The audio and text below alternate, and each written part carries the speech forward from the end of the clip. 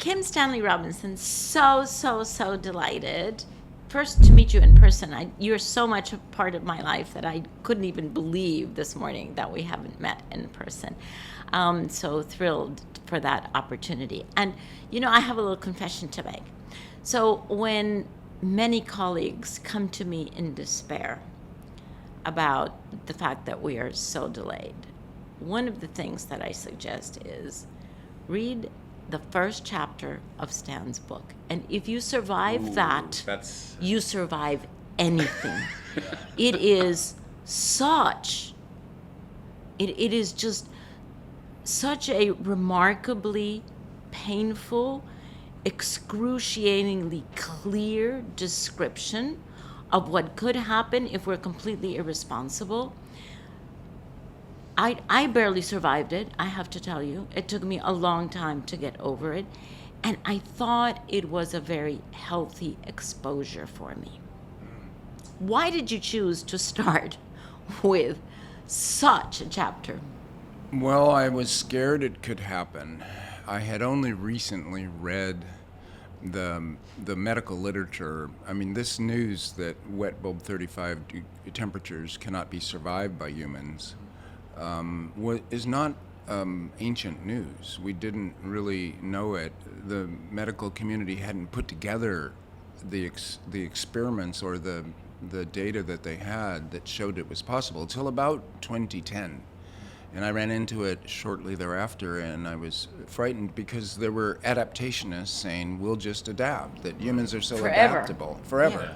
Yeah. Humans, we're so smart, we're so adaptable, we're so clever, we can adapt to anything. But you can't adapt to these higher temperatures and humidities and combinations, you simply die. I wanted to write that. And I was known as a comic writer, basically, a utopian science fiction writer. I had my audience, I had my career. All was going well. And then I wrote Ministry for the Future, and it blew up my life. But the first chapter is certainly part of it, the punch on the nose. You open up a book by a beloved, a writer that you like, because I had my audience, and known for comedy, and then it's like being punched in the gut. And then you have to go on and read the rest of the book, but I'm still scared that something like that could happen. Although I want to add a little addendum, because I wrote the book 6 years ago. People in India, and they've read that book, and it's disturbing to them, of course, because this mass death happens in India. Yes. In Uttar Pradesh. Well, they're telling me now, Stan, that was bad. We paid attention. And what's very comforting is these small balcony solar power panels that are going up everywhere, especially, in Pakistan after the big flood. They replaced Pakistan's electricity system with independent solar panels at a rooftop balcony, etc. That means that the kind of catastrophe I described might not happen with the same severity, because now there's distributed electrical power and people could get into rooms with fans and air conditioners, and they could survive of more than wet bulb 35 temperatures and come out of the other side alive. It wouldn't be good, but it wouldn't be mass death. So I like this news. It's a little comforting. Is it the kind of impact that you were hoping for? I'm celebrating that impact for sure. But is that the impact that you were hoping for? Or was it more the punch in the gut? Well, I had no idea. Really, I was something like, I can't even count it anymore. I was 40 years into a career that had a certain trajectory, and I was in a zone that I liked. So I didn't hope for more or less. This is just another science fiction novel until it came out, and then you and Nigel read it, and many people in the climate community now have read it. Yes. Word of mouth, etc. And I'm glad, because it's essentially a novel about this community succeeding, along with everybody else on Earth. Yes. But it takes leadership out of, in this case, my Ministry for the Future was an informal, press name for a standing committee of the Paris Agreement. Because there are a couple clauses in the Paris Agreement that says if we need to, we can put up a standing committee that lasts through the year to the next COP. So I just seized on that clause, because the Paris Agreement, which you know very well, having written a lot of it, is relatively short and clear. 16 pages, and the language is more clear and definitive than many an international document. I can say that now, having read so many of them. And it's interesting to read the Paris Agreement because it is a roadmap that now is 10 years old and has been executed, and it has some structural problems. The COP system had some structural problems before Paris, and so now those problems are hampering implementation of Paris and everything else. Meanwhile, my book's out there. I have never read that first chapter aloud to an audience. People request it, and I'm thinking, you don't understand. You don't know the impact. I couldn't read it aloud to an audience, but I wouldn't either. It would be an impropriety. It would be a transgression of human norms. Yes. I'm not a horror fiction writer. I don't know what they read at their readings. It's been a couple of years since I read the book, but I loved it. And I know we talked about it before on the podcast. And as I've thought about it since, one of the arcs that I think you described so well in the protagonist is from despair to determination. And I think that sort of characterizes much of the journey of the book. But in the world we're in, one of the things we often struggle with is despair to apathy. So what kinds of cultural stories do you think take us down the path of despair to determination and commitment rather than despair to apathy? The working story theory in Ministry for the Future is a mélange of many voices, a lot of protagonists, a lot of defeats. Much later, I realized there were 3 deaths of major characters in the book, one by illness, one by accident, one by murder. I did not plan that, but I think somebody planned that, or the novel planned that for me. So diversity and struggle against defeats, because there are many defeats along the way, and we're living through some of them right now. And you cannot, this shift from fear or climate dread, from dread to giving up, or to apathy. Well, this is debilitating for the poor person feeling it, and people don't want to feel it. So everybody has to find their own project, really, and to be without a project is indeed a sad situation. Well, what do you mean by a project? Well, I mean it in the existential sense that, okay, life doesn't mean anything, and so humans are in this world of meaninglessness, and so then you have to make up your meaning. So you make up a religion, or you make up a program, a philosophy, but the way Sartre put it, and I think it's very apropos because it's action, you have a project. It orients your life. I'm going to get a degree, then I'm going to get a partner, then I'm going to have a job, then I'm going to have children. But your project is the specific focus of all of your efforts that organizes it. So you aren't just flailing, but are pursuing a program. So you could maybe call it a program, but I call it a project out of this historical, it's a word out of existentialism. I mean, it's so interesting what you say. If you look at other moments of great cultural transformation and effort, you can have as many defeats as you want in society if you still have the animating story of agency and getting towards the outcome. But one of the things that we struggle with is we have these apparent defeats and this apparent challenge in the future, but the animating story is so atomized across society. People doubt whether it's worth it. Is it too late? We've come through this stuff around the science.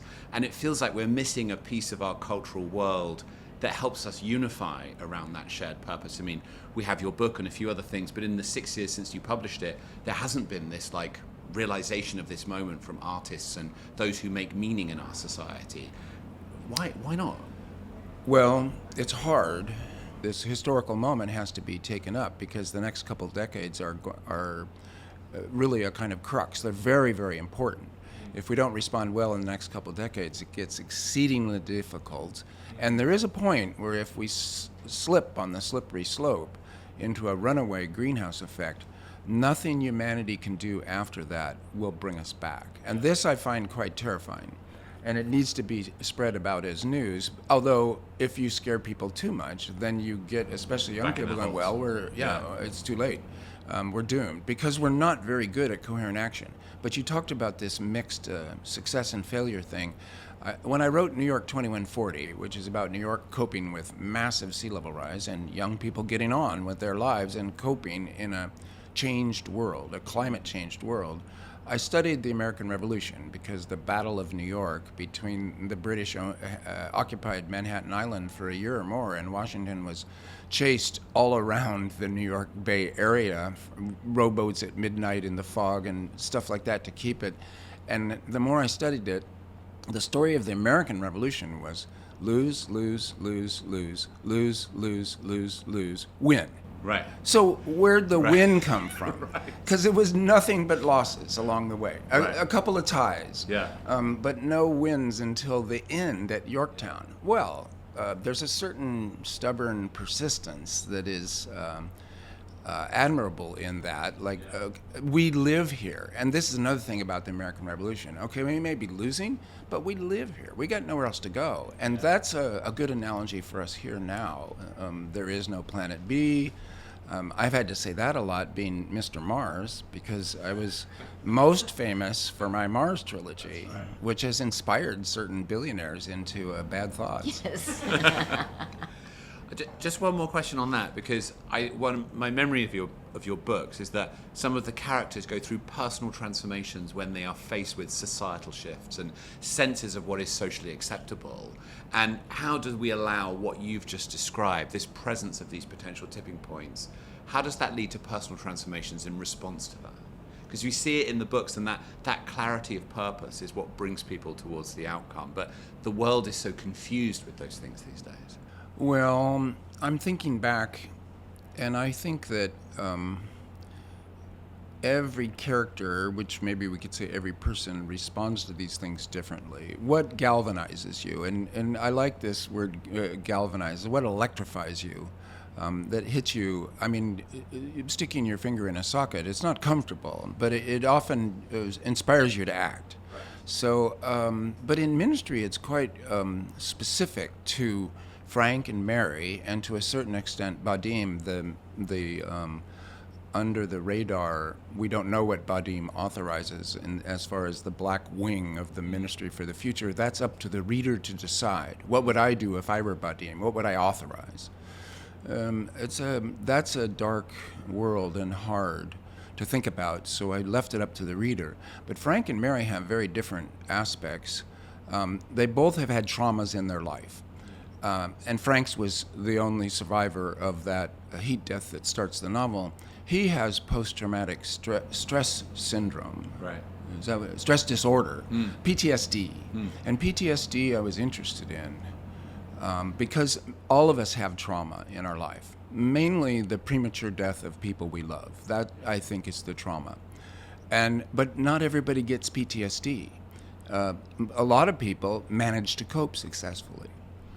So you live long enough, you've had the trauma, you don't have PTSD. It's a certain amount of forgetting, a certain amount of forging on.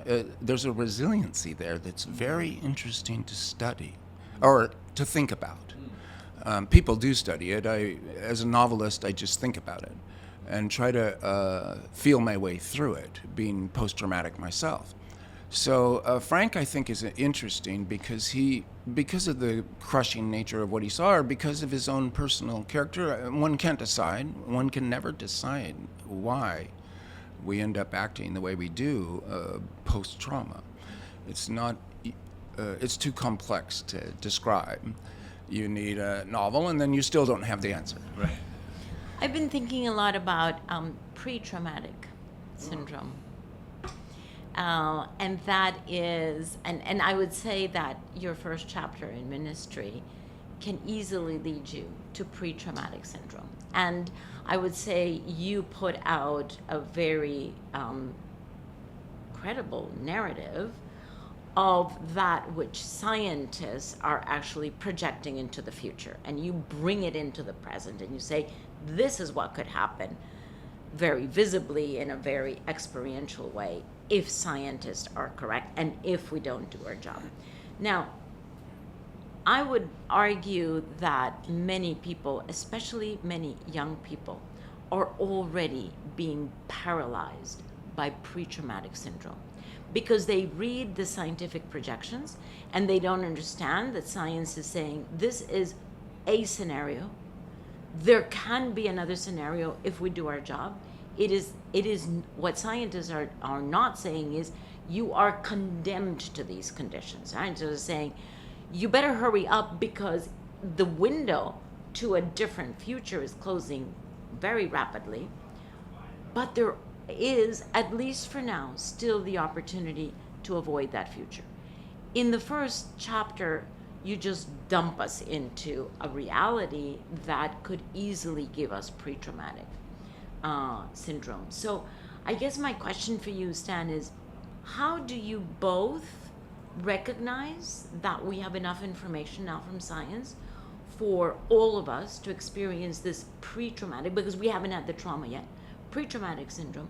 How do we both recognize that and use the energies that are liberated by that and focus them into precisely avoiding the scenario that you paint? Well, I like this very much. I'm going to use it. Pre-traumatic. And it reminds me, you must know him, Zaid Rad al-Hussein, was my teacher at the only other COP I've been at, COP 26 in Glasgow, and he taught me a lot, and we've stayed in touch since.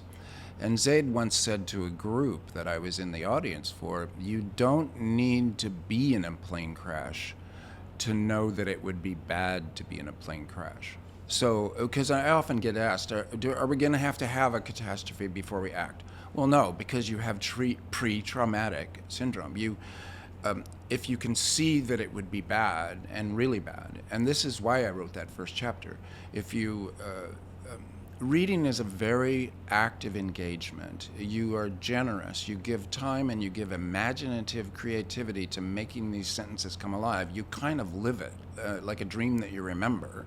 And then you have that experience, except you haven't had to have the real experience. So indeed, first chapter of ministry and many an event is pre-traumatic.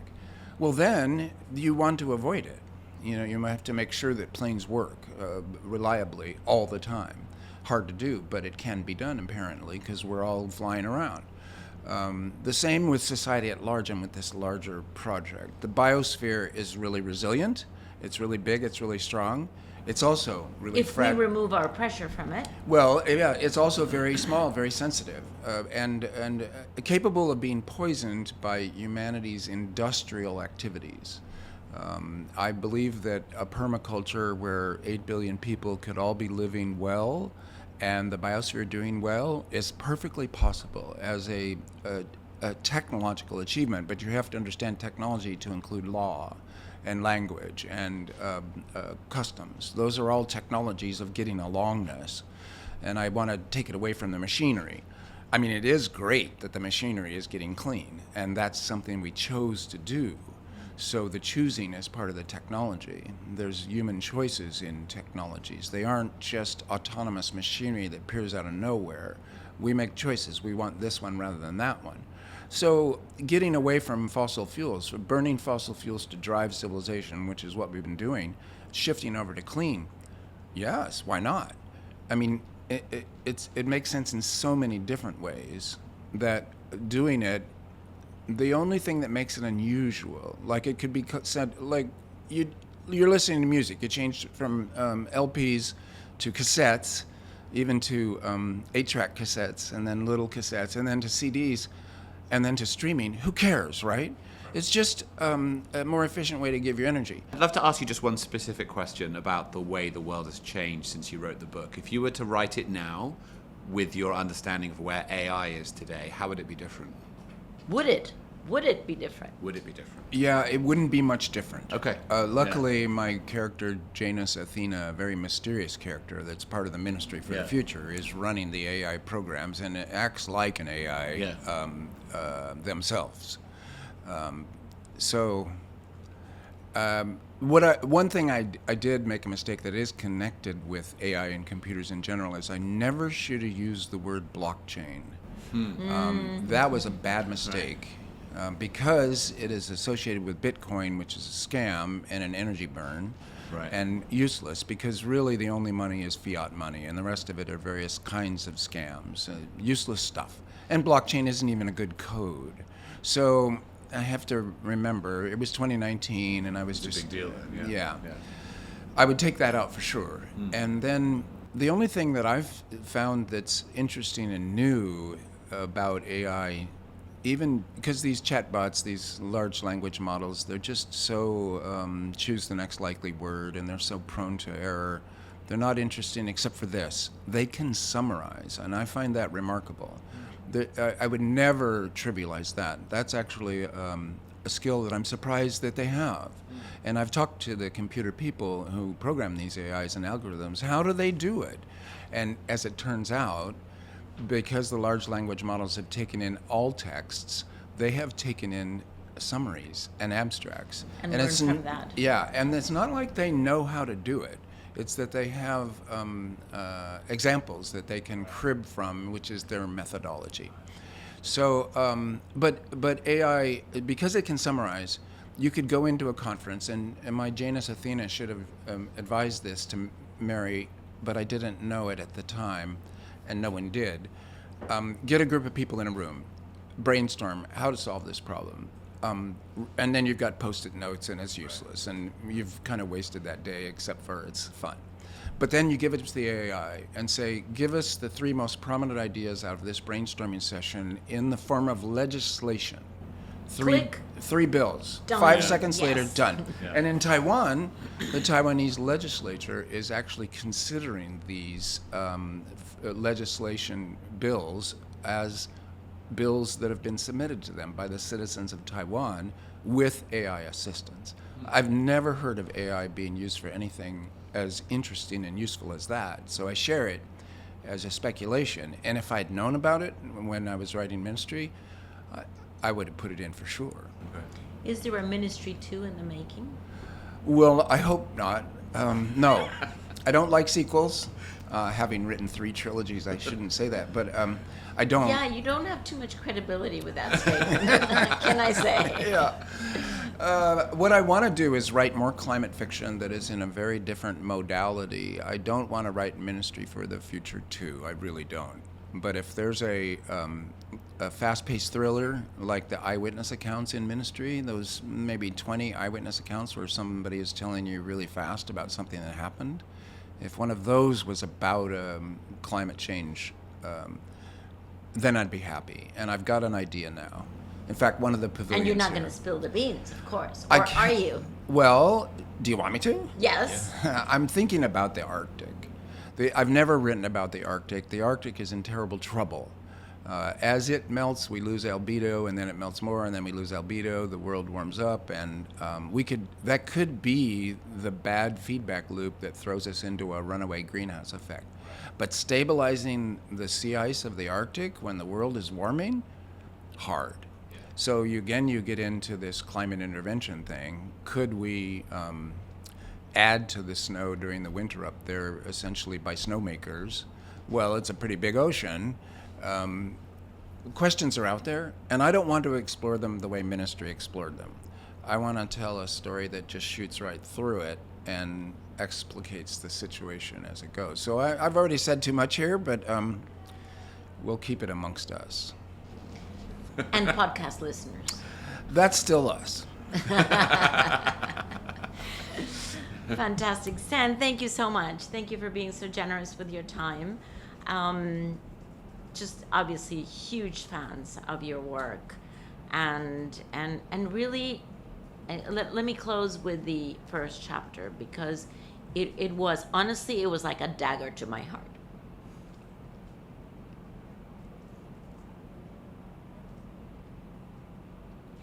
And I go back to the moment now, and I just remember crying for days. And I then decided everything has to be done to avoid that. And I hope that that's what everybody takes from that book. So, Well, thank you for causing me such pain. Causing everyone such pain. And such determination. Well, as a novelist, I appreciate that deeply, because, I sat down one day and said, I have to write this, and I wrote it as fast as I could write, and I've rarely looked at it again, because I have the same reaction. It's devastating, and I don't know, I know where it came from. I just read the news, and I saw it, and I wrote it down. Anybody can imagine it if they put themselves to it. But I can say this, that book, it's not just blown up my life because I have to be talking about it all the time, which is fine, and I don't have time to write anymore, which is not so fine, but it's making a difference. People do, there's an Oxford Ministry for the Future, there is the UN's Pact for the Future and Summit of the Future, and there's going to be a parliament for the future out of Greece, and there's another ministry for the future.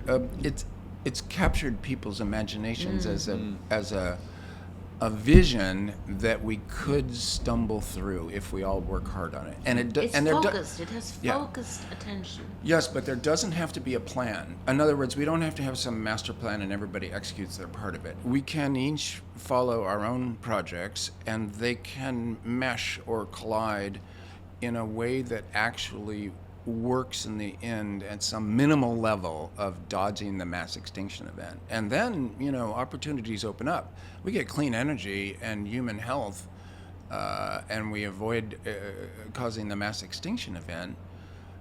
Things begin to look quite good. So it's not hopium at this point. It is actually hope that projects work. It's not coherent. It's not really driven by any Mega plan. yeah, no mega plan, and yet it may still succeed if we keep pressing. So keep pressing. This is the message. Stan, thank you so much. Really appreciate your time. Thank you, Tom. Thank you, you, Stan. Christiana.